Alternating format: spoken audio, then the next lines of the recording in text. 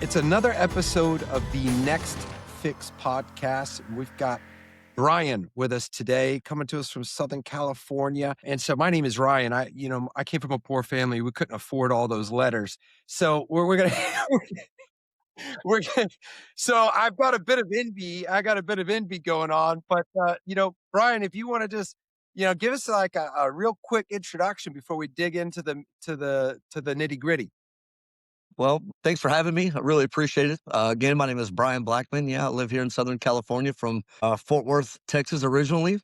Just had a dream to move out to California, and well, things, as you know, in California just kind of got a little crazier when I got out here. But yeah, man. Sure. Well, that's what we're here to talk about, brother. So I want to know, from what I could tell, you and I are cut from the same cloth, and that's kind of who we're speaking to as well, right? So what we want to know is, when did the shit hit the fan for you, brother? It seems like you had a dream going out west and all that. So tell us about how that train came off the tracks. Well, since I was little, I've just always wanted to live out here. I grew up in a musically inclined family, and I started watching MTV when it first came out with my dad, and watching, Quiet Riot, Bang Your Head, and Motley Crue, and Poison, and Rat, and all these bands. And I just fell in love with wanting to play the guitar and had a dream to move out here. When my dad told me it was a pipe dream and I would never make it. And years later, many, many years later, that's when I realized that significant moment is what triggered it all for me without me really understanding it till 40 years later, What? No, which 45 moment years is later. that? Is that When my moment? dad told me that it was a pipe dream and I would never make it, that's what set the sex, drugs, and rock and roll into play at a very young age without me even truly understanding what that moment carried for many, many years of my life. It didn't really register until after I got sober that, oh my God, after digging, like, why did I start getting addicted to alcohol and drugs? And I narrowed it down to that moment of my dad I was like 7, Oh, maybe. wow. Oh my God. Yeah. So hold on. Let me paint this narrative, at least in my own mind, so I get it straight. So you're 7 years old. I'm imagining that conversation happened when you're like, I don't know, 16, 18 or something like that. And Yeah, no. you have now like kind of figured it out, right? In retrospect, 2020, right? Hindsight vision. That seed of when your father was telling you it was a pipe dream and he was kind of stepping on this vision of a 7-year-old, that was the seed that really kind of sprouted into your, you falling apart is what you're saying. That's what I've equated the whole thing to. Yes, sir.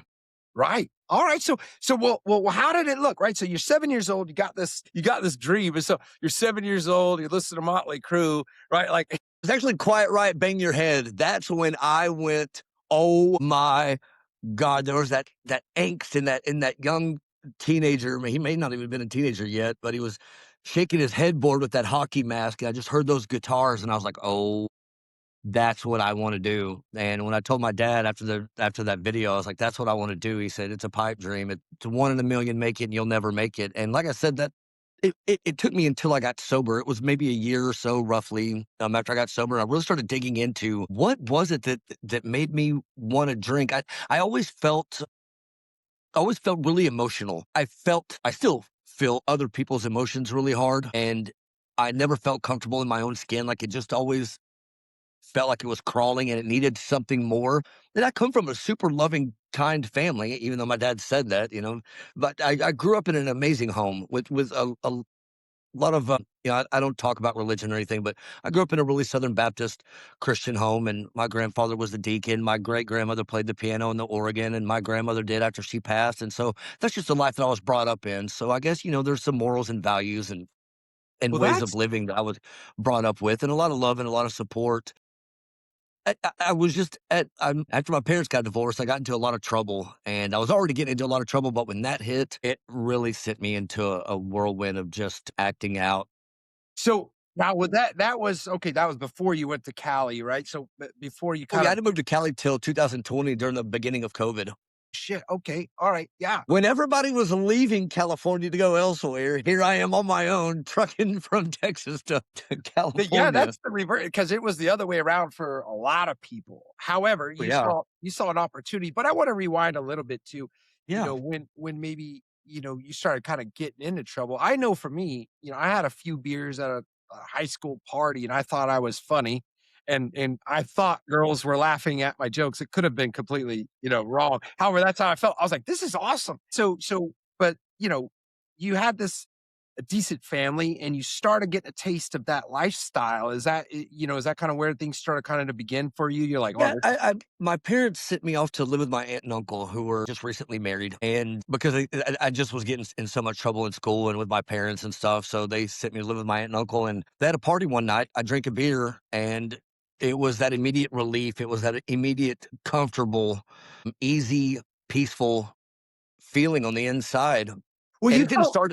you felt comfortable in your own skin because when you said that, that's me, Sure, brother. I struggle absolutely, with that, and when you absolutely, do have a substance, it'll give you a little relief from that feeling. And so I'm picking up on what you're putting down there. So you have a beer and then boom, you get like a little hint of relief from that I don't want to call it exactly. anxiety, but it's like an energy. It's an off energy. And energy is a great way to put it. It was an extremely overwhelming feeling, and like it brings it back now. Like I can still remember it. I still remember it. So it was just a significant moment in my life. Now things didn't start until the ninth grade. The beginning of my ninth grade. It was a high school party or whatever, and I took another drink, and then the smoking pot came into play, and from there it just was like, okay, now I want to try this. Now I want to try this, and it went from Coke to Xanax to Vicodin. Then in the Oh wow.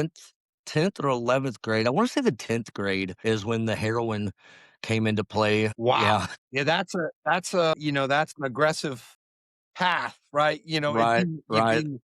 being I very don't much really like do anything half-assed, sir. sure, you got it, right. So, yeah, you went to heroin and I could say that that is an aggressive path in the drug landscape. So you're in 10th grade doing heroin.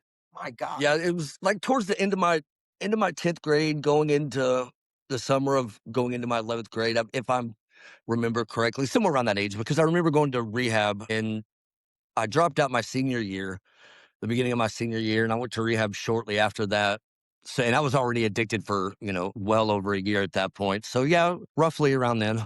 So things are looking dark, brother. I mean, that's, Dude, I was bad shape, my friend. I'd already had, at that point, 2 of my really good friends had already passed away from heroin overdoses, and and you which weren't even in California yet, right? Like you're in no, I'm still living in Fort Worth, Texas, that's you good know, because Southern California is known as a drug epicenter, right? So you've got all this. can confirm. So all right, man, things are getting nasty, and I suppose your family's like completely clueless. They don't know what to do with you, and They don't. I was right. getting kicked out, getting my car taken away, and I'd go to rehab. The first time I went to rehab was, I'd gone to the guy that I was getting heroin from, and, he lived in these apartments down the street from my family, and I just had my bicycle and some clothes on my back. They'd already kicked me out. My mom worked for the school district. That's why every time I got in trouble, my mom was the first one to know about it because they all knew her, and I couldn't get away with anything. And so, I went over there, and I was kinda staying with him for a little bit, and they were starting to shoot up at the time. Some of my friends were already. We'd gone past the snorting it. Back then, it wasn't being smoked, it was being snorted or shot. That's just the Right, way that it was. right, right, right. And my friend had done it, and so it was my turn, and the guy put the needle in my arm, and I pushed it away, and I got on my bicycle, and this way before cell phones, and, I got on my bike and rode to the nearest gas station and called my mom at work and said, "I need help. I need to either go to rehab or I'm gonna end up dead." And so she came and picked me up, and that was the first time I went to rehab. Damn. All right. So you haven't even hit 18 yet. Am I right? Or you Maybe oh, 17, sure. 18. Sure. And so, all right, well, clearly that rehab didn't work, but so what No, no, no, no, no. None of them worked. None of them worked. And I've been to, man, I can't even remember. There's probably 6 or 7 rehabs and sober living homes and AA meetings and NA meetings and, just all of it. yeah. But yeah, my parents I didn't ever go to rehab for myself. Yeah. Yeah, yeah, yeah. You know what I mean? Sure. Never once did I ever go to rehab for myself. It was all because I was either being told to. I had a really good job right out of high school with Southwestern Bell. I don't know if you remember who Oh, they yeah. were, big Right. telephone company. And, I was like the youngest, excuse me, I was like the youngest guy in our group that got a job there. And I was extremely messed up on heroin and coke and pills, just anything I could put in my system. And Sure.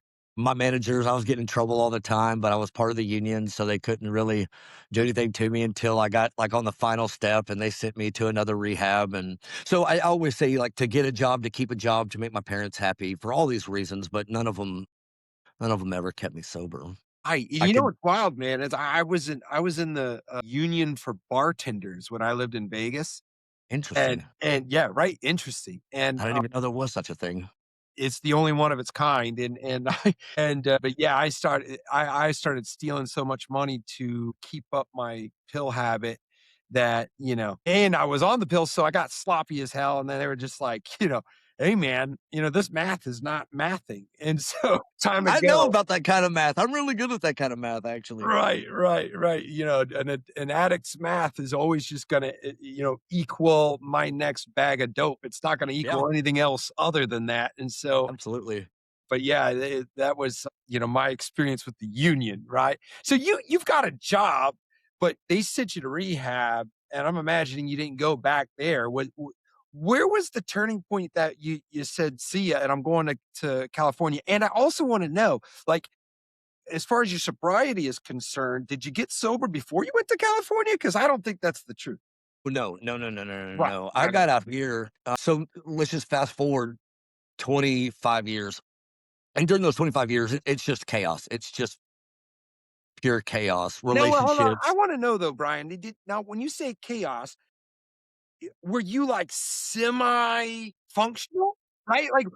Because, dude, I mean, I know there. Semi in my language, that's not a word. Okay, It's either all the way hell is breaking loose or it's not at all. There's no alright. semi anything. So 25 years of just mayhem, of bouncing into heads. Jails, prisons. God, alright, yeah, Yeah, alright. yeah, Wow. yeah, yeah. Okay, yeah, and it's so it's Busted by the busted by the FBI for my drug possession and the stuff that I was doing. Yeah, I mean, when I say all hell breaking loose, I mean all hell breaking loose. oh my god. And I was in a really, really just toxic relationship with this girl, and we were both, I mean, in a really, really, really bad way. I had stopped doing heroin at this point, but the meth and the pills and the drinking and anything else I could put in my system was just at an atrocious level.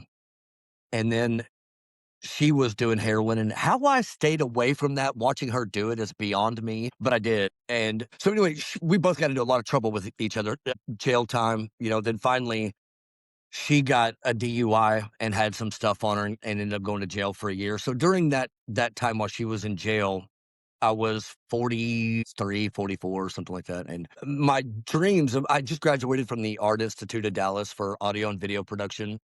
See, that's what I'm saying. I mean, I know that, I'm imagining like you were doing some functional things, right? To kind of Yeah, like yeah. I was working perpetuate. for my aunt and uncle's mobile lab and X-ray company. I was the office manager wearing a suit, but I was Got smoking meth and taking pills and right, right, right, right, right. and still on parole. The thing was is that since I was working for my aunt and uncle's mobile lab and X-ray company, I got in really good with a lot of doctors, and oh my god, my back is really killing me. Next thing I know, they're prescribing me Vicodin, and I got addicted to them again.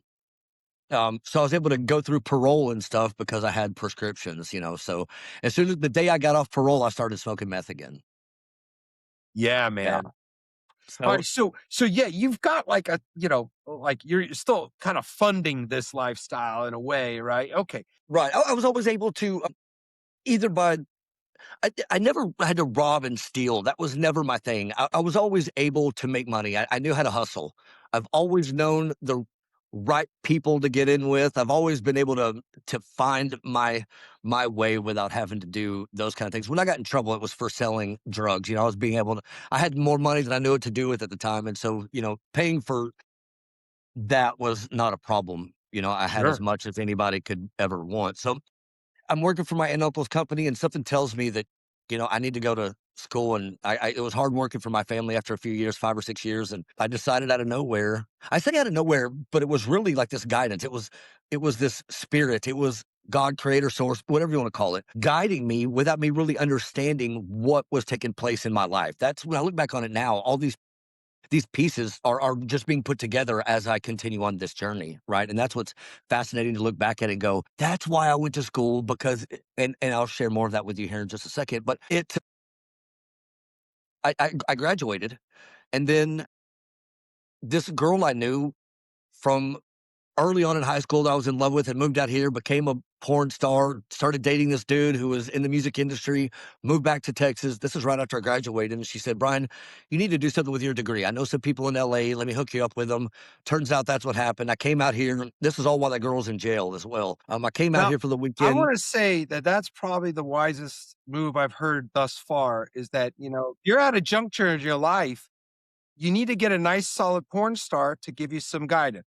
And that's where, this is You know, they get criticized for all kinds of things, but look, you can't say that they don't have good advice at times. I yeah. mean, I went with it. Hey, brother. And you know what? They're people too. I had a lot of friends in Exactly. Vegas that were prostitutes and whatnot and said it wasn't, they didn't, their souls were still in there. They just had chosen a different profession. So, anyways, And exactly like I did. I chose a different profession. I still had a soul in me, but drugs right. and alcohol was my profession for a long time. So, I definitely am not one to judge anybody. So now she's kind of involved in your life, and she's kind of told you like, "Hey, listen, you should do something." And then now you also mentioned the other lady friend is in jail still. I imagine she's kind of pop back into the scene soon. Oh yeah, I was visiting her every weekend. I'd go to the Dallas County Jail and put money on her books and see her. And but at the same time, I was planning, not really knowing that I was planning, but these things are just what started happening. So I came out here. I met this dude. Hung out in Venice all weekend in Malibu. Went to his studio and met some really cool people. Came back and I told him when I left. I said, "Dude, give me a year. I'll be back." Like, dude, everybody always says that you're not going to be back. Well, I've always been a big writer. I love to write. I've got napkins, paper towels, little pieces of paper, notebook after notebook of just thoughts. And so I came home one night and was sitting in my little condo at the time in North Dallas. And I had this brand new notebook and I just wrote down everything I could possibly think of to get me here. How much gas is it going to cost in my little hybrid? What items am I going to need to take? Can I get a U-Haul? Did I need a hitch? I had money I had to pay off. I had probation that I still needed to pay off at the time from jail with her that, I still had to get through and pay. And so I just started writing all these things down, and it turned out it was front and back, right? And every day for a year, I just did whatever I could to cross one of those items out. And next thing I know, I was packing up my little car, putting everything in storage, and went to my family's house and said goodbye to my mom, had dinner with my grandparents, and stopped by the convenience store, loaded up on snacks, and hit the road to California. All right. And so my hat goes off to you, man. I mean, again, it's like it's so peculiar. And I speak of that because I think back to myself as like how I was able to accomplish some things out of my mind and high as a kite. It's so you put together a plan and you executed it, right? Like that's Yes, amazing. sir. People try to Yes, do sir. that. And that's why, well, also on a side note, I believe that addicts, that is a superpower, right? But we're some of the most resourceful, go get them people that you will find. If we get a plan, we figure out how to do it. If we get to the point where it's the burning desire, right? It's either all or nothing. All the addicts and alcoholics that I've met, communitively, if that's a word, like I say, all of them together Right, right, right. didn't do much things in their life that were half-assed. They either went hard in the paint or they just didn't do it. So for me, it was making that plan and getting out of here because I had that burning desire. Like it was either I was 42, 43 years old at the time. I was like, either I'm going to do this. I have the degree. I don't care about anybody out here except for my family. My fear was growing up to be like my dad. My dad had this perfect job at American Airlines his entire life, union, pension, all this stuff. And, that's the life he wanted for me. And since I was young, I've always fought him over that. And I started getting scared about being 80 years old, sitting in a recliner in Fort Worth or Dallas, Texas, in my house or condo or whatever. And having this degree and this drive and this passion and this want to move to California my whole life and looking back on it and regret not even doing it. That really was excuse me, the driving point with all of it, in the Yeah. background. Well, what happened once you hit Cali? Well, how did that Well, when I unfold? said all hell broke loose earlier, Right, right. that was just the iceberg. That was just the tip of the iceberg. Right, right, right. It really got out of control when I got out of here. Well, COVID had just hit, right? So I'd been saving up some money. I was roofing at the time with a friend of mine and was just saving up every dollar I could get. And, COVID came and they gave us some money. So I used that and then got to Venice and met my friend Jamie. And we just were both, he was partying just like I was. And so when we got together, it really got bad. And we had this really cool house in Venice, and the partying just with the girls and the life in California just it took me over, man. I was like, I made it. Right, I made it. I'm here. Now let's do a California MTV Sunset Boulevard does. right, And I did right. it. And now was music a part of that too? Or I mean, was that It started out to be, and then it became survival. I didn't have a job out here. I was able to get money from the state of California for unemployment plus COVID money.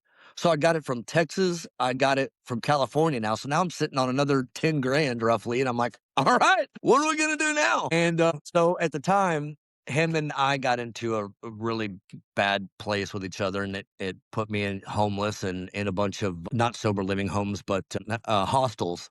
I was staying in a hostel in Venice and Santa Monica, and things got really expensive that way, and now so I couldn't afford it. you say expensive, you're living in a hostel. Is it I mean, that's not the expensive part. I mean, you just talk about the lifestyle, like your habits. Right, the hostel was, I think I was paying roughly like, I don't know, $300 or $400 a week. Ooh, that's actually kinda high from what I have. Well, it's in Venice, and it was a really nice one. This was before I lost everything and then started really slumming it. And then summer hit and prices went up, and that's pretty much what ran me out of there. And so now I was back to my car. I was sleeping in a tent that some guys had given me while I was at the hostel, and I started sleeping in my tent on the library lawn right there on North and South Venice Boulevard, and gang members trying to take my tent from me every night. And it was scary. It was really scary, Yeah. and I was alone. I had nobody. My friend had turned everybody against me, and Shit, so things that's got because you said that you and him, kinda got on the outs, and then so it's then when he said he turned everybody against you, are we talking about the community of drug dealers right. and that party Yes. scene? So now Yeah. you've been kind of did you use that to leverage, like, getting out of it? That whole scene, or how did that In a way. So then I started staying at a little cheaper hostel in Santa Monica. Met a guy through another guy, through a girl, through another guy that said, "Man, I've got a room, if in Santa Monica in my apartment, if you want to." At this point, I just got a job with the company that I still work for today called Superior, right? And it's stagehand work, and I just finally got my first job using my degree, and so I was able to start making a little bit of money, and doing that. And so he was a really bad alcoholic, and we started fighting really bad. So I ended up bailing out of there. Some other girl I knew let me move in with her. She started partying really bad, and we got into it, and it just was a spiral. how the hell did you get out of it, man? I mean, because I know that cycle. Ran. It's nasty, right? So and it usually takes, like, yeah, your other lady friend went to jail, right? It takes some kind of a catalyst to really, to really break free, you know what I mean? I like to think about it as like you need a certain amount of velocity to escape our atmosphere. And that's how it is with drugs and alcohol, man. You've got to get enough kind of, momentum to actually break free and get the hell out of it. So what was that for you? I just kept going from place to place. Anybody that would let me stay there, and finally something. Again, I say something because I'm so used to not talking about religion or spirituality that much on my live streams and in my videos and stuff. But God, source, light, creator, whatever, was guiding me to Huntington Beach, California. That's a whole different story, and I'll spare you all that for now. But I came here. Now, do you mean the story about you talking to God, or like you Well, were I knew one girl that lived out here. We just met on Instagram. Weirdest thing, neither one of us were following each other. She made a post. I thought it was funny. I made a comment on it. We started talking. She told me she lived in Huntington Beach. I came out here and met her one day, and she told me not to. And I drove from Canoga Park, and I was like, I'm coming out to hang out with you. And she goes, no, please don't. I was like, no, I'm coming out there. So I drove out here, found her and her friend at a restaurant, and we kind of just hung out. And I went back to Canoga Park where I was sleeping at my friend's office warehouse. I was doing some bad things there. She found out on the video camera watching me from her house. She had given me this office space, and I was doing some really bad things on a inside where she was letting me stay. And when she you say saw these bad things: things, are we talking about drugs? Are we talking about some other stuff? Or what? drugs, girls, Yeah, right, right, okay, cooking DMT. I right. mean, just some bad things, dude. And she caught it all on camera and, kicked me out. And at the time, I was like, all right, I'm going to Huntington Beach. I don't know what I'm going to do, but I'm going to Huntington Beach. Ended up homeless out here. Was sleeping in my car, driving back and forth to LA every day to work. At this time, I started working for the union in Los Angeles and like 3 other companies. So I was just driving back and forth and then sleeping in my car out here. Sometimes I would sleep out there and just go to the next job. But I would come back to Huntington Beach, and I was trying But to find a place why? to But rent. why would you do that? Like, There what was something about this environment. There was something about the smell of the ocean that was different than Venice. It was different than Santa Monica. That was different than Malibu, where I hung out a little bit. There was something about Orange County. I don't know. And I just had this internal, like, hey, stay here. right, And when I listen to it, it's always right. You know, it's yeah. it's it's always guiding me to the right place if I listen to it. So I stayed here, and I was having problems finding a place to rent. And it's so funny now when I look back on it, because I used to think that these places I would go look at, it was either too expensive to rent a room or I just didn't vibe with the people. And I've said this a million times. It wasn't that I didn't vibe with them. It was the fact that I was walking into this place, a wreck, reeking of alcohol. I hadn't slept in God knows how long, maybe 1987. Motley Crue, Girls, Girls, Girls tour. Was the last time I had a real good night's sleep. And so I'm not even vibing with these people. They're not even cool or whatever. Well, it was because, I was a wreck. And anyway, somebody had said you need to start going up and down the streets looking for people that they want to keep it local around here, like towards the downtown area. So what they'll do is they'll put signs in their yard for rooms to rent. And so after work every day, I just started going up and down the streets. And finally, I came across this 85-year-old lady who Right. just took a chance on me, man, and gave me a room to rent. And That's she had no Elaine, idea. right? That's what I've That's been Elaine. meaning. Yes, sir. I was gonna ask you about that, and just so everybody knows how that looks. I mean, it's definitely not an ideal situation, but I understand. I've known that there'll be like a garage for rent, and they do keep it tight and close. Like Hmm. it's a community there that it still works like that. There's a lot, Right. it's not Absolutely. most, you go on apartmentfinders.com and all this stuff, but like in that particular community, there are like rooms for rent, and there's these, and that's usually about what the average person can afford, because even a garage is going to run you 3 grand, 4 grand, Absolutely. 5 grand a month. I mean, so Especially that's right where kind of I'm at. right. And so Elaine comes into this picture. I don't know much other than that, like, that is kind of, well, she's an important person, and I wanna know about how that worked. How did that Yeah. look? Life changing. All right. Well, the best way for me to describe it, the powers that be were looking out for both of us. I don't believe in coincidences. Mm. That moment was meant to happen. I was meant to be in her life. She was meant to be in my life. End of story. And from that point on, she didn't know that I was in, such bad shape. I hit it really well. 'Cause she's a little I older. looked, She's a little older, so she maybe was 80, she was 85 at the time. got it. So And she's maybe not like, as keen or as like, right, but then at the same time, she has 3 daughters, but the oldest one had died from a brain aneurysm, which they think may have been caused from her alcoholism. Her 2 daughters are both sober today, but had struggled with alcohol their whole life.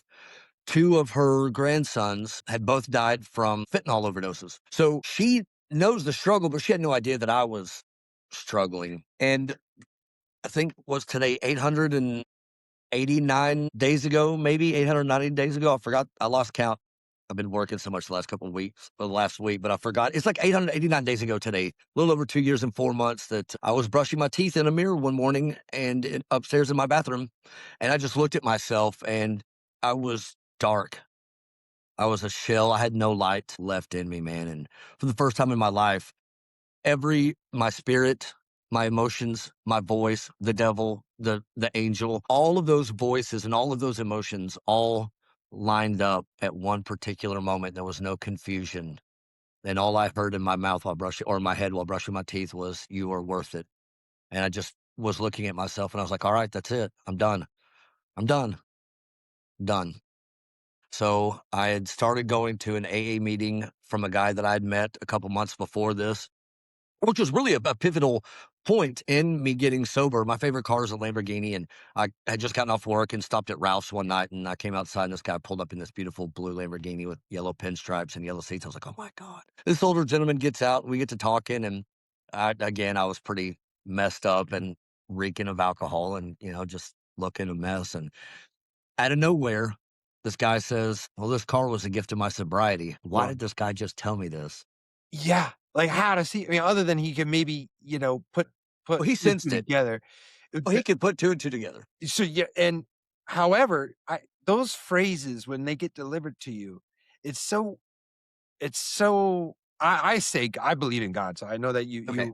you're saying the Okay. universe and all that stuff, but, like, it's such a godsend when you don't know what has pushed another person to say something that hits you so hard, and it may or may not be on their radar, but that's not the point. The point is that hit you Is like a that it was said. sledgehammer. And so this guy gets out of a Lamborghini, which catches your attention. You're not sober. You strike up a conversation. He decides to let you know that this Lamborghini, this car, your dream car, was a gift of his sobriety to Yes, him. sir. Wow. Yes, sir. Yes, sir. And so then he proceeded to tell me that there's a place in Seal Beach, which is just right down the street from where I live, an AA group that he goes to and has been going to for over 30 years. And so that seed was planted, right? That knowledge of that place and that car and the gift of sobriety, and now me brushing my teeth and realizing that, and then that moment hit where there was no other frequencies involved. There was no questioning anything. There was no, well, maybe this, maybe I need to do that, or let's not go here yet, or maybe you're not ready, or maybe you're ready, but I don't. It was everything lined up. And I started going to those meetings, and the only thing that I could say when I first got in was I raised my hand and introduced myself as the new guy, Brian. I'm an alcoholic addict, and I just in tears said, I'm tired. And at that point, people were like going, maybe you need to go check yourself in somewhere. I'd called my employers both and told them, hey, I found a place that I'm going to go to for 30 days. I didn't tell them exactly what was going on. I just said, there's a place that I'm going for 30 days. I need to take care of myself. And thankfully, they were all on board with it. I could have very easily lost my job, but my union job, he could have very easily said, sorry, buddy, but we can't let you go for 30 days. At the time, it's still the way that it is at this union job. You have to work at least one day out of a 30-day period. If not, you start your time all the way back over. Oh, Right. yeah. And You I'd already lose been all of like, your seniority. I was like 16 months into it. I was so close to being a union member, but I had to go through this probation period. And so I called in every single day at 5 p.m. to get work for the next day. And you could get up to the very last day of the month, and you have to make $40,000, work one day within a 30-day period, and make sure you call in every single day or you start your time all the way back over. Because it's LA. They do the Grammys, the Oscars. They want the best of the best. And it's a really, talk about a tight knit, place to work and exclusive in a sense. So the guy that answered the phone every single day said, never met him, just talked to him on the phone every day, said, if you go take care of yourself and call me in 30 days and you're sober, I'll make sure you don't lose he your said that, job. and you had Yes, not. sir. You didn't let him know why, but Yes, sir. right. And so he says, all right, you come back sober, and then you got a spot. Man, Yeah. And so again, those God moments, the guy in the Lamborghini telling me that, the meeting Elaine, that's when I met Elaine and had this roof over my head. That's when things weren't fun anymore. Now I had a roof over my head, right? And I could relax in my own room upstairs away from people and just continue to I had nobody. I was mentally, spiritually, emotionally, physically just spent, bankrupt. And so when he said that, I was like, all right, cool. So him not even knowing me, that's another thing that came into my life as one of those pivotal moments of somebody greater than myself, something greater than myself, putting these little things in my life to follow, right? These little pieces of this overall bigger puzzle that I was always forcing pieces into to make this picture. Yeah. But now they're starting to, in a way without me even understanding or knowing at the time, all these pieces are kind of just starting to fall into place to create this overall picture that I wasn't able to see yet. And so I checked myself into this place, and the guys there were relapsing and bringing drugs in, and so I was there for like 3 days, and I ended up checking myself out, and it got really crazy.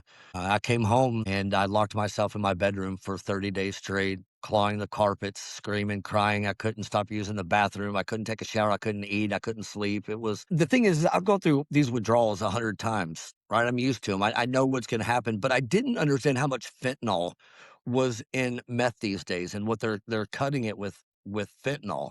And so I didn't really realize it had gone from like good, you could stay awake and get moving and tweak out or whatever. But this, it took so much more, and I was spending so much more money on it, and I didn't realize what all you're already putting crap in your system, but the fentanyl I didn't really know. So these withdrawals were, I mean, I was praying. I was just like, just take me. I can't. I'm done. Like, just please, just take me. And I kept going, man. I kept getting up and going to a meeting every morning and meeting other people. And then it took every bit of 60 days before I could even get out of my house. And then I've always been an avid reader, and I started getting some books, and I would go to a meeting, come home, go back to sleep, try to eat something. And this is, like I said, 60 days in, 2 months into it. And I started just walking around the neighborhood. I'd walk to the pier. I would go drink some coffee and read for a little bit, come home and just crash out again. And it was about 4 or 5 months before I started coming to and realizing that, okay, I can do this. I can continue. Was Elaine, did you let her know, like, "Hey, listen, I'm gonna lock myself down." Did you tell her? Was she aware? It was about halfway through that first month. Now, I had told Elaine that when I went to rehab, I didn't tell her that I was going to rehab. I told her that I was going on tour with a local band she knew what I did for work. And so I said, "Hey, I'm going on tour with this band all across Southern California for the next 30 days. And so I'll be back." And she was like, "Oh, okay, I don't want you to go." But, it was just her and I here. And I do a lot of stuff around here for her. We bounce off of each other, we feed off each other, and we help each other out. So it was going to be really rough for her to be gone for 30 days, but that's what I had to do. And so I came back home after the 3 days. I was like, oh, well, everything just didn't work out. So I'm going back upstairs and going to bed. Right, and then you just locked yourself down, and Right. wow, well, And and about 15, 16 days later, roughly about halfway, I mean, I was in really, really bad shape. I mean, bad shape. And I knew that I had to tell her because at this point, I had this feeling that she knew something wasn't right. And she tells me to this day that she had no idea until I told her, but I don't know. So I came downstairs and I said, "Hey, look, here's what's going on." And she said, "Go back upstairs, take care of yourself. I love you. I'm here. You need anything, you know where I'm at." So I was, I had this feeling that she might have wanted to kick me out, wow. but I was willing to lose this. And I started really feeling like I was disrespecting this opportunity. Here I am sleeping in her and her late husband's house and renting this place from her. Her husband actually passed away in this very room that I'm in right now, where I would do a lot of partying. I've got my own bedroom and then I got my studio in here. And so I started feeling this overwhelming, like, dude, I am disrespecting this opportunity, Brian. If you lose this, you're going to be right back to square one. Could I have stayed sober through it? I can't say yes or no. I have this feeling that I would have done whatever it took because I did do whatever it took to stay sober. But I can't look at that because that's not how my life turned out. It just turns out that she, allowed me to stay here. So, man, I mean, and so you've got 2 years, 4 months, and some change, right? And now what as a result, because I know that you're doing a lot of big things, man. Like, I know you're putting together a lot of, it's almost like a movement, but I don't know exactly how you want that to be perceived. So what's been going on lately as far as your recovery and your involvement? Well, I started making TikTok videos. I was already kind of doing it a little bit, and it started gaining a little bit of traction, I guess. But one day, it was about 6 months into me being sober. on a Sunday afternoon, I made one video and it just went through the roof. I mean, it just started spiraling out of control, viral. And then the next video I posted went even double that. So it was like 7 million, then 13 million. And my entire TikTok account started blowing up, and all these TikTok agencies and people were reaching out, you ought to share your story, excuse me, by live streaming. And I was like, I don't really want to. I'll just continue making these videos. And so it turns out I ended up hitting the go live button. I was feeding squirrels on PCH one day, and I just kept doing it, man. I just kept doing it. I started having fun with it, and there was just a handful of people watching me at the time, and it just kept growing, and it kept getting bigger. And so then I had a morning live stream that I did for 2 hours doing the sunrise and walking on the pier. I started doing Tai Chi with these Tai Chi ladies out there, and it just became this whole thing. And it became like 400 people watching me every morning. And then I would do the same thing at night. And I just built this really amazing community. Then it turned into like this family.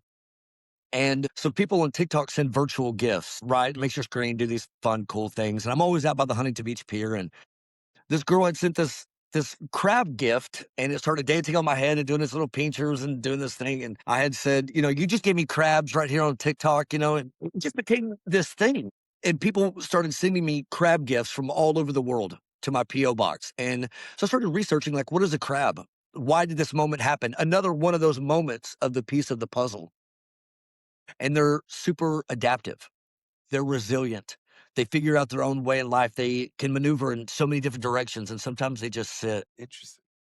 Times they just sit, man, and calculate that next move because they don't let life beat them up or get them down. They always figure out their next move. And so I found that fascinating. And then it started becoming called the Crab Crew, right? That's what my whole TikTok thing is about. And so I ended up getting Crab Crew tattooed on my knuckles and the crab here. And it became this thing that was just, it was our thing. And I started thinking about, this is not me anymore. This isn't about Bryan Blackmon. I get tons and tons of messages and emails that, thank you for what you do. You have no idea. I'm a silent watcher. I watch you every single day. I struggle getting out of bed, and every morning when I watch you, it just makes my day so much better. And it started really driving me to find a bigger purpose for this. Like, why is this all happening? And all I cared about really was helping people, making people laugh and having a good time and showing people around that didn't get to see the ocean or maybe don't get to see this much sunshine and I started thinking about what could crab mean? What are the four pillars of this? Like, what can I turn this into? And so I just grabbed a piece of paper and started writing, man, and came up with cleaning and clearing that chaos and that negativity and all those weeds that people, and including myself, have been taught, or we learned from our parents Right. or our sister or our brother or church or billboards or TV about what we're supposed to be and who we need to be, and forgetting about that's not really what I want. Who am I? Who am I? So I started thinking about clearing all that stuff out because that's what I had to do. In my sobriety, I had to become resilient. I had to become adaptive. I had to become, you know, a new person in this skin that I was super uncomfortable with my whole life. Feeding things to make me more comfortable and feeding You know, horrible things in my life. it makes me think about something, Brian, when you're naming these different sources of where we get our identity. And I had heard somebody use the word lie identity. It's not even your identity, Ooh, it's your lie identity because it is coming from your feed on your social media, your billboard. Somebody said something to you, a few years back. It comes from all of those places. It's a accumulation that influences what we perceive. And then I really respect that the first C in crab, right, is to clean out all of that, like, inferior, the lie identity. You clear that part out to get down to what the real nitty gritty is, like what that true piece of you, truly is. And so, wow, so that's clear, or is it clear or clean or both? clean. Clean. Clean is the word, and I say clean, but it's also a clearing out of all that negativity, and that's not an overnight thing. I still do it to this day, right? Sometimes it's a second by second. Sometimes days are just so overwhelmingly awesome that I don't even think about it, and the next day I kind of struggle with it, and I got to stop and pause and think about what's really going on. And what's interesting is that I do a lot of reading, and I learned that from the last 3 months before you're born, so the last trimester of a pregnancy, when you're still an infant in your womb, in your mother's womb, from then until the time that you're 7 years old, no thoughts are yours. You're influenced by your family, by your surroundings, by everything. So from that 3 months before you're born until you're 7 years old is nothing to do with you. Right. And you So I take it found that all on, and I've heard this as well, and it's you take it all everything that you hear, you just take it as the truth. right, You don't have, like, a controversial, right. fight towards it. You just take it on as the truth. Yeah, I've heard Right. this So as then you well. grow up and as you get older, you stop thinking about these things and it's just what you know, never questioning it. Well, I had to start, I've always questioned everything, period. That's just part of my Aquarius brain that just won't stop. And so I started putting a lot of research and thought into this whole thing. And then the R is for resilience. Life is going to come at you, good, bad, or indifferent. It's going to hit. But when it hits, how are you going to bounce back from it? Are you able to bounce back from it? Why would you bounce back from it? How can you bounce back from it? And what are some tools that can help you bounce back from it instead of letting those moments, keep you down and take you right back to? And it doesn't have to be drugs and alcohol. This could be depression. This could be just wanting to be a better version of yourself, right? It's just some four pillars that I have found that have worked for me that have kept me sober and joyful and peaceful and grateful, Yeah. right? And so then adaptability. When the storm comes, you can't control the storm, but you can control your sail, right? And adjust. And then four being the B, belief, which ties it all in together. Like you have to have that strong foundation. And that's why I think it's so cool that it landed on the bottom. That belief, that knowing, because that's the foundation that ties it all together. I can go build a house on hay and straw or on the sand or whatever and get by for a little bit, but is it going to last? No. So I believe that those four words of you are worth it and having that foundation of loving yourself again and figuring out again what I get so excited because this isn't an overnight thing. This isn't something that is going to happen and just change overnight. But it's that journey, that experience that excites me and wants to excite in other people. That man, it doesn't matter if you're 45 years old or 48 or 52, you can still be a better version of yourself, right? And you might be struggling from drugs and alcohol. You might be sober for 20 years, but I've also talked to a lot of drug and alcoholics that are recovering that are still waiting for the other shoe to drop. And that saddens me, man. You've come so far, you've lost so much, you've got it all back, and now you're just waiting for some crazy moment to just bring you back down to it all. Well, let me ask you this, Brian. Are you still going to AA? Are you like you still And that's a great question. I still go every once in a while. But it's hard for me to sit in a room where people think like that. Sure. It's Yeah. not all AA meetings. It's not all AA groups. I've gone to many of them out here. I find that as a common denominator and it hurts my heart to think that you have been sober 20 years. You lost your wife, your kids, your job, your home, your everything. You're sleeping in a tent. You're sleeping in your car. You gained it all back because you decided you'd had enough. The jails, the prisons, the institutions, the rehabs, all of it. And you get it all back and you worked so hard. And now you've been sober 20 years, but you're still just living in this place of, any moment something could happen. Yeah, that's life. Yeah. So how can you help stay resilient? And for me, those are things like I don't turn my phone on 30 to 40 minutes after I get out of bed. As soon as before my feet even hit the ground, I thank God for five things. Number one, I was given another chance today. I realized I'm breathing again. I'm awake. I've got another chance. I have a roof over my head. I have shoes on my feet. I've got clothes on my back. I've got food in my stomach. And everything after that truly is just a bonus, even the hard times. I think a lot of times people fail to realize that if you believe in any kind of power greater than yourself, you never know what you're being molded for. So that hard moment that's coming up, that storm, that boulder, that giant speed bump that's just all of a sudden hits you in life, it's not there just because. Mm. It's not life just saying, see about this. It's saying, hey, I see something in you, right? I understand your heart. I understand what's going on inside of you, and I'm making you stronger. You pray for patience, God doesn't give you patience. You pray for strength, God doesn't give you strength. Yeah. He puts things in your hey, that source puts things in your life to help you build that. Right. No, man, you're nailing it. And yeah, I'm right on board with all of that. That was also, I struggled with AA because I'm more of a future oriented person, and I felt like it was a little less than it wasn't very advantageous for me to spend all of that energy digging up the past so often. So I was like, well, I'm just thinking about the future a little bit more than I think the point of these rooms. The point of them is to really revisit the past and kind of do what you need to do with it. And me personally, I was like, well, I just rather lean into what's happening next. And because of that, there was a disconnect with the rooms and myself. And for a lot of people, including my own father, he's 13 years sober. He goes every day. And he needs that. He loves it. He celebrates that. It's amazing. However, for myself, like I just don't spend a lot of energy back there. And so therefore I'm more future oriented. Yeah. So I felt that Right. disconnect too. Yeah, and that's exactly you said that so well. And what ties this all back is I don't live in the past. The past creates depression and sadness. You can't change it. It is what it is. It is part of your story. And I'm grateful for the I don't want to change anything. I wouldn't change anything because I'm so grateful for who I am today.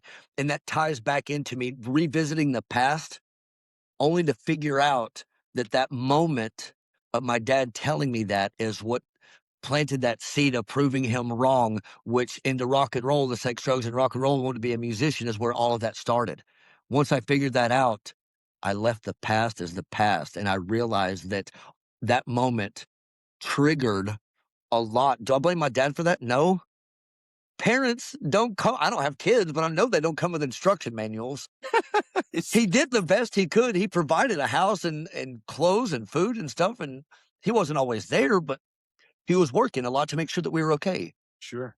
And So I and can't yeah, blame him for that. He raised me like his dad raised him, which he did better than that. But you know, so once I dug so far down deep into why did I start drinking? What was it about in the drugs? What started that? And I realized it was that moment. Fast forward to right now. Okay, right. got it. Yeah. You live in the future. You can plan for the future, and that's great. It's not a bad idea.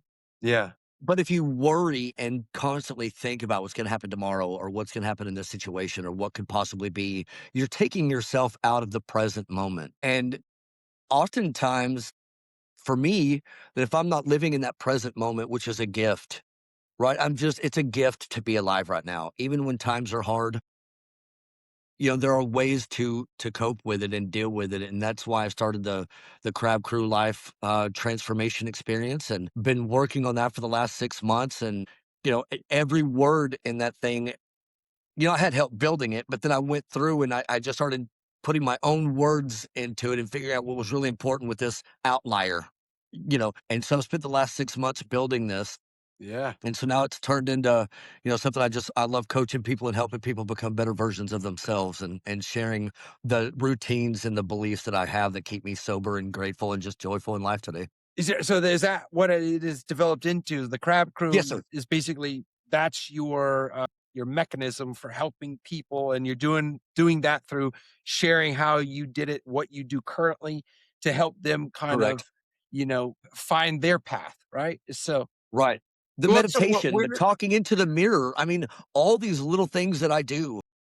And it sounds woo woo or goofy sometimes. Like, well, I'm not going to look at myself in the mirror and tell myself I'm Stuart Smalley and say, doggone it, I'm good enough and I'm worth it. I'm smart enough. Yeah, absolutely. I think that they were onto something back then on Saturday Night Live when they were right, doing that. right, It's true. And all these little things that I do on a daily basis, I don't watch negative movies. I don't go to sleep right after I watch TV when I'm tired. I have to have these quiet moments of reflection and starting my day off with a gratitude book, and ending it with being grateful and saying these little simple prayers that just out loud, and just a lot of methods that I've learned to help me stay present and grateful for the little things in life. And I'm a firm believer in as within, or so within as without, as within, so without. So what you put into your brain, your body, and your spirit and your mind on a daily basis and what you feed it by all these things, the social media, the news, the negative, the murder shows, or all that kind of stuff feeds into your brain, and you go to sleep thinking those things and you wake up feeling anxious. At least I did. So I've got these routines that I just don't put certain things into my life, and I don't hang around people that have negative attitudes, and I just don't deal with it. I just don't deal with it. Well, all right. So I want you to, if you can, right? And I know you've been working diligently, right, on wordsmithing this. But what would you tell somebody that they would, receive, or that they would be a part of? They reach out to the crab crew. They want to be a part of it. What exactly is that experience going to look like for them? Right. So, this is the, I guess, the elevator pitch, like I'm like, man, what is this all about? And so hit me with it. Like, I'm somebody at a juncture in my life. I don't really know what to do. And maybe I've got an issue with some drugs and alcohol, like, and I want to be a part of the crab crew. You know, Such a great question, and I love this kind of talk. Sometimes the only thing somebody in that situation needs is an ear. They just need somebody to meet them halfway. Just listen. What's going on? What's up? Exactly. And just let them get it out. Just listen. Just listen. Yeah. I've always been the class clown. I love making somebody laugh. I love telling people, it's the most fascinating thing. Everything is energy and vibration, right? Just holding a door open for somebody. Mm, And when you hear them say thank you, or they don't, it's yeah. okay, right? That vibration puts out a frequency, and you never know what that person's going through, is my point. Those are my favorite shoes ever. I haven't seen those in so long, man. I can't believe you're wearing those. Oh, man, I used to have those in the ninth grade, and you're still sporting them. Oh, my, nobody's ever pointed out my shoes before. Man, I was really going through a crappy day today, man. Thanks. Thank you. That sends out a vibration. You never know what somebody else is going through, and you never know what they may turn around and hold the door open for somebody. It's the More. crab men Yeah. Right. It's the crab mentality. It is a real thing, right? So if you put a bunch of crabs in a bucket, what they will do, this is a real thing in life. This isn't me just making this up. It's called the crab mentality. And another reason why the crab gift was given that day and all this happened, it turns out that there is a real crab mentality theory. And so if you put a bunch of crabs in a bucket and one starts crawling out, the rest of them will reach up and pull it back down because they don't want it to escape. Hmm. Interesting. So my theory is my goal and my drive and my passion comes from breaking that cycle. If I used to always say that I used to play in bands my whole life, guitar was my thing, and that's just what I did for so long. If I could make one person, I've played in front of 3 people, I've played in front of 1,500 people. If one person goes home and goes, man, I really like the way that guy rocked out his guitar, or man, I like what was going on there. And one person went home and was like, dude, that was awesome. My job is complete, right? Because that's what music does to people.